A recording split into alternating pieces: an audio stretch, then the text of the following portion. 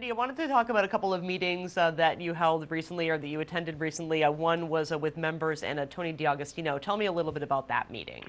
Yes, actually, Tony was at both of the meetings that you're referencing. So on Great. January 20th, we convened the travel industry on the Cape and the islands and showed them some top-line numbers of how the industry performed in the last calendar year. They were direct spending numbers and total top-line numbers, you know, the things that you need to get by with on a day-to-day basis to see if you're doing well as a travel industry. So we had a packed room, and Tony D'Agostino, who is the research director from Mott, kind of gave us that overview. Great, and so talk to me a little bit about what what he said in his overview. What his overview included? Right. Well, he, first of all, he reminded everyone that the numbers that we count are from people who travel 50 miles or more one way from their home or stays in an overnight in a paid accommodation. So you have to be literally staying overnight, not with your friends, but in a hotel, motel, B&B. And then we talked about, all the resources that he uses to collect the data. It's not just him making this up, but then he reported that for calendar year 2014, which is the most recent year we have data for, total economic impact of travel to the state of Massachusetts was in excess of, $19.5 billion. That was the direct spending by our visitors, both domestic and international. It employed 131,000 people, and these are not just leisure and hospitality jobs, but they have a direct correlation to serving that traveling person. And then the taxes that were generated through payroll, sales tax, lodging tax, et cetera, that totaled $1.2 billion. Actually, it's $1,221,000,000 for the state. So that's pretty significant business, and that's why we pay attention to it. Absolutely. And is that 1.2 billion that's statewide, not just on Cape Cod? That's statewide. He did break it down to local numbers for Cape and Islands, and he even gave us some information for the town of Barnstable. For example, for Barnstable County as a whole, in that calendar year 14, there was total spending by our guests of over $1 billion. Wow. The payroll was $269 million, employing just under 10,000 people. And these are people literally directly related. Because, we go out to eat. That's a restaurant job, but we're not a traveler because we didn't travel 50 miles away to do that, I guess unless we went to Provincetown. So sure. There's a correlation between the job and the traveler. For the town of Barnstable, the report for calendar year 14 was the direct expenditures by the traveling public was $122 million that generated a $30 million payroll and employed around 1,200 people just in the town of Barnstable. So local taxes that were generated by the traveler were over $7 million, $7.3 million to the town of Barnstable. So those seem like pretty good numbers, Wendy. Is that indicating that tourism obviously is still strong here, not only in the town of Barnstable, but across the region? It is, and here's what the shocking information that we got from Tony's presentation on that day on the 20th of January was we have seen an increase in the number of visitors and, of course, a correlating increase in spending. But when you look at the market share, when you look at how many people are coming to the United States and they're traveling in the United States, Massachusetts is actually losing our share of travelers. So while there's more people traveling, they're going to other places. They're not necessarily coming to Cape Cod. They're not coming to Massachusetts. They're picking other destinations.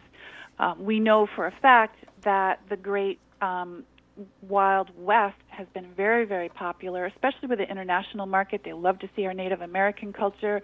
They love to see those giant national parks, the Grand Canyon, the Rocky Mountains. But lately, what's been even more popular is the Deep South. So you think Georgia, Alabama, Tennessee. That culture, that music, that food has resonated with people, and I'm sure the climate doesn't hurt either. So New England's, while we're doing okay, we're not keeping up with market share.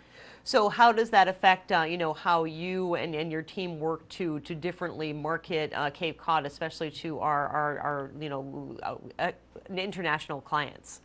Well, to both really, domestic and international. Our regular stalwart bread and butter visitor that comes from the Metro Boston, Metro Worcester, Metro Hartford area. We can't give up on sending them positive messages about, the need for time away, time well spent with friends and family, reminding them that we're close by, but we're a great value or a great vacation experience. For the international market, we're very fortunate because the United States, I actually just got back from a Dublin, London sales mission, and they're saying in Europe, West is best. People are afraid of Ebola, Zika virus, political unrest, and they view the United States as a very safe destination.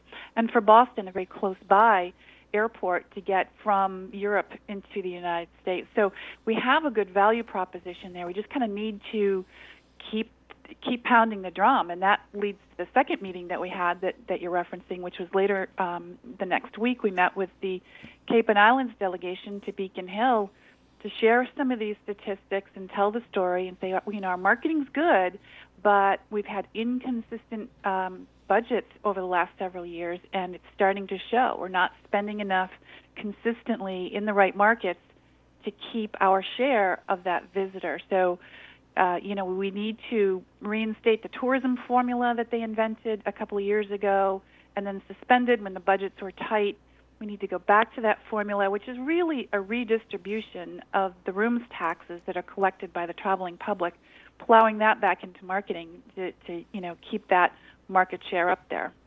Absolutely, Wendy. And so again, working with the legislature is important, and the delegation is to make sure that those budgets are secure. I know that the governor has issued, his preliminary budget for the coming year, and I have not had the time myself to examine that. But in terms of what the initial figures are looking at for tourism funding, how is it looking at this point? Well, it's a great question. The governor last year really lowballed his recommendation for tourism marketing funds. I think this year he has seen the light.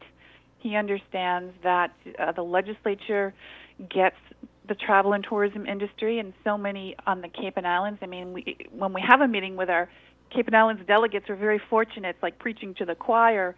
The governor knows that the legislature will try to protect our budgets as much as possible because of the direct job creation that it generates, never mind the tax revenue to the cities and towns.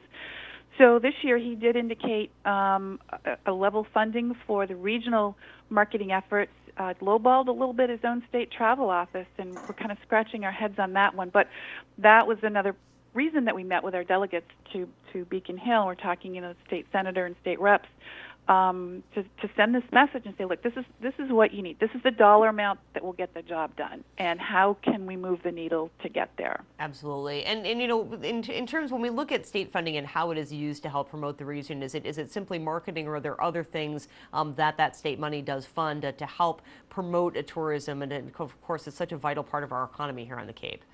No, that's another great question, because the law is very specific. We have to, for regional marketing, we have to use that money for advertising and promotion and marketing and public relations. We cannot use it for travel. So, for example, I was in London last week. That's paid for by private funds from the chambers, actually from the two islands and the Cape. We can use it for very interesting tactics like social media, doing public relations initiatives, buying advertising on TV, radio, magazines, newspapers, all of those traditional channels, but we cannot use it for other things. So it's very well monitored. We have to send in audited reports. We have to match it dollar for dollar. If we can't match that marketing money, we just don't get the marketing money, which really, again, I have to stress, is money that comes from people that rent overnight accommodations in a hotel, motel, or B&B. Nothing to do with second home rentals. That's totally not touched by the tax scheme at the moment, but they do benefit from the marketing that we do.